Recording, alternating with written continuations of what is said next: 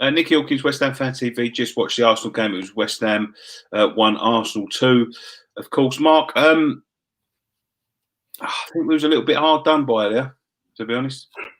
A little bit. I am absolutely devastated. And you know what it is? It's the hope. It's the hope that kills you. I was saying to everyone before the game, oh, we're going to get smashed. It's 3-0. That was my prediction. It's the absolute hope that kills us West Ham fans. We would have, again, we would have been, well, not happy, of course, but we would have gone through the game 3-0, classic West Ham, and get on with our day. To lose in that fashion, Nicky, it's really hard. It's really, really hard. I mean, what do you put it down to? A lot of people are sort of suggesting it was the manager not becoming a little bit more proactive rather than reactive and getting them big players on early. Yeah, I mean, I get the point. I do understand it, but he said, I was really surprised the way he set up the same team as Newcastle. Obviously, the change for Noble, but that was like a bold move, especially with the result that we had against Charlton. So you've got to kind of give him credit for that.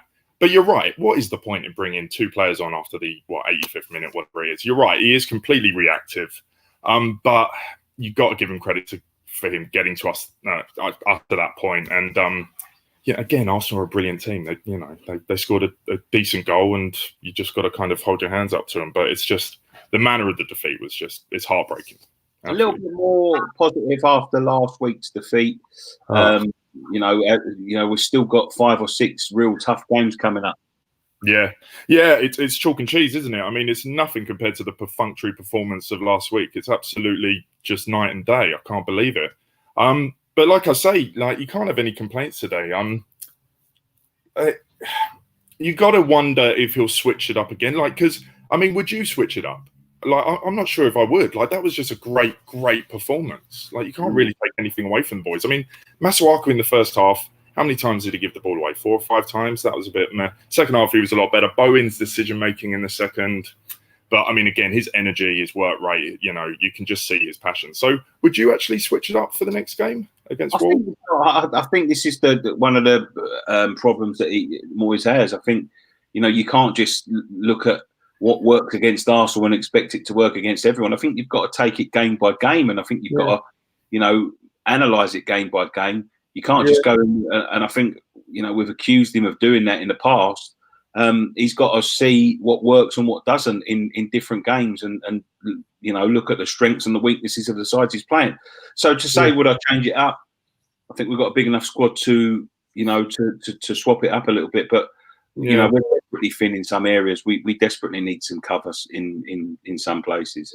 Yeah, we do. I do want to see a bit more of that Johnson lad, for sure. But to be fair, I think Fredericks has certainly had his critics, but I thought he had a pretty decent game today, and that assist obviously was fantastic. But overall, I thought both the wing-backs were brilliant, to be honest.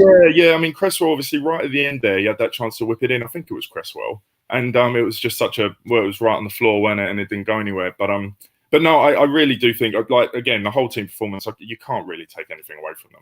But Arsenal, you could say they're flying, but the confidence that they have, and of course the fact that they're at home.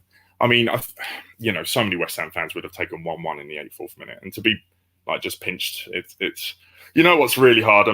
We all know Arsenal fan bloody TV, and it's just a constant cacophony that's going to come from that now. It's hard to take, and this, what I'm talking about, right? They just nicked it, and now they're going to be Mr. Big Bollocks, and we're flying high, Champions League and all that kind of crap, and it's just it's devastating. Okay, thank you very much, Mark. Really appreciate it. Yeah, no worries. Can I just say, you guys are doing a brilliant job, and it really feels like it's a problem shared, and the heartbreak is shared between us fans now that you've kind of given us a voice and whatnot, and so we don't have to suffer in silence as much. Thank you very much. Cheers, mate. Bye.